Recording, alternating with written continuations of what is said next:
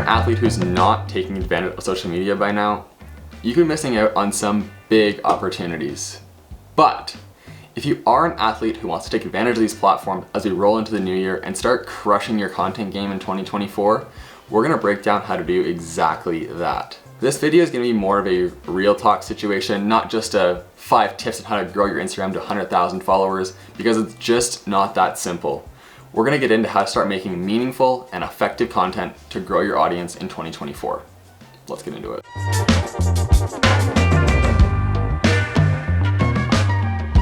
Now, before we get any further in the video, we're gonna need to get a few things out of the way. And one of those is gonna be picking a platform that you wanna focus on, because each one is unique in their own way, and the content you're gonna make for each one is gonna vary. Now, speaking from a time and energy and quality of content perspective, you're gonna wanna just pick one. I know from personal experience, growing 3 platforms at once is incredibly difficult. And unless you have help in curating and creating that content, it's gonna lead to burnout pretty quick. Now we need to set some goals. What do you want to achieve with these platforms? Where do you want to take it? And what kind of content do you make? How often can you commit to posting? Can that be once a week, once a month, twice a week, every day? It's all gonna depend on your schedule and your ability to make the content. Now, these platforms reward consistency and relevancy. You need to be able to commit to posting at least 1 to 3 times a week, no matter the size of your audience. All of these platforms are unique in their own way, but for the most part, short form content is what's popular. Instagram, no secret, has Reels, but they really favor a shorter form content, maybe a 5 to 30 second video. Instagram also supports photos, not as popular, but they're still there, people still post them all the time. TikTok, also short form content, but they favor a bit of a different style. I found that they really love talking to the camera, and you're able to make a bit longer videos, say 30 to 45 seconds. YouTube, longer form, but also has shorts where you can bring content from other platforms and repurpose it on shorts. But they're still really gonna favor that, talking to the camera, longer form videos. You're able to show more in a video, more of your life. Now that we've got that out of the way, let's get over to content creation. There's a few things you can do to look at this. One is gonna be just simply grabbing your phone and going over to Instagram or TikTok and just try putting in your sport. So I'm gonna pull up Instagram here and I'm gonna just type in track cycling. And that's gonna bring me to this page here on my explore page, and it's gonna just bring up a bunch of content that is relevant to the sport.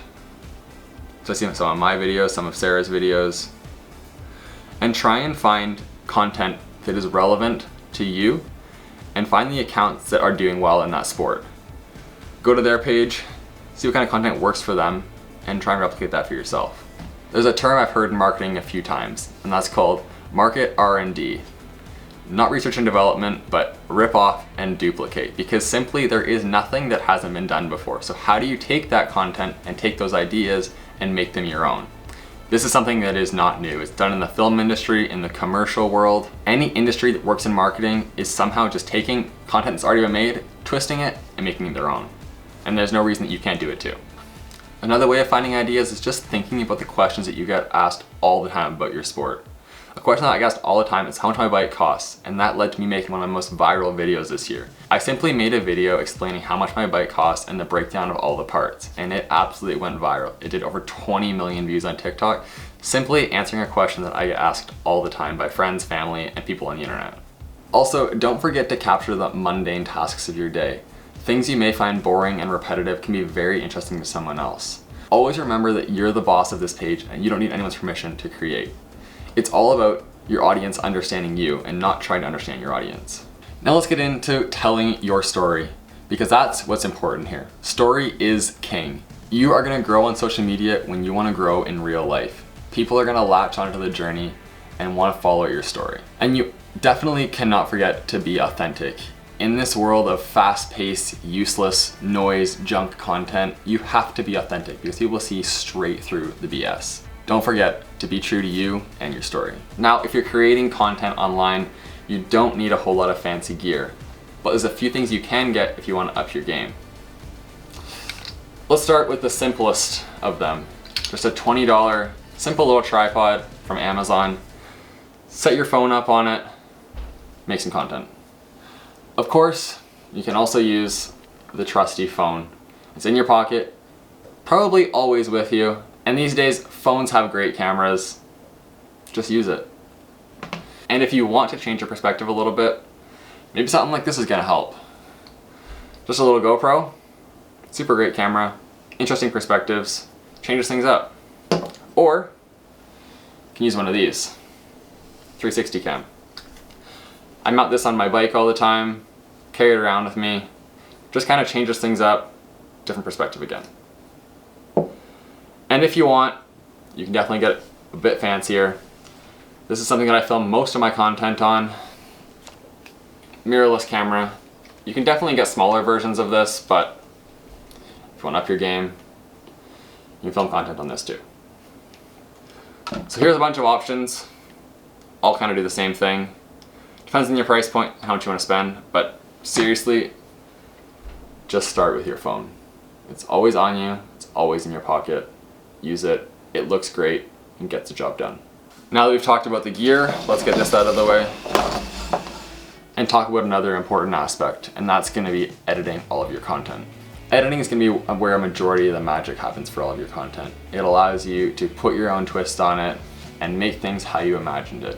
So definitely spending more time in the edit and learning how to edit is going to up your content game. And I know editing can seem like a very daunting task, but it doesn't have to be. Although the editors in TikTok and Instagram and YouTube are pretty good, they can be a bit clunky and confusing.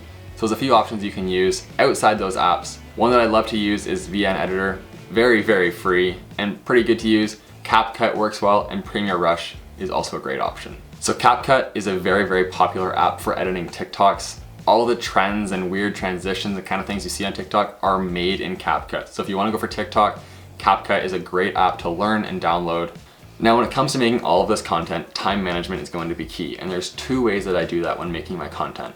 One of those is going to be just taking a few minutes at the end of training to make the photo or video that I've been thinking about. I'll bring my camera along and I'll have Sarah either hold the camera or bring the tripod to set it up. And the second one being just dedicated shoots where I'm only focused on making content.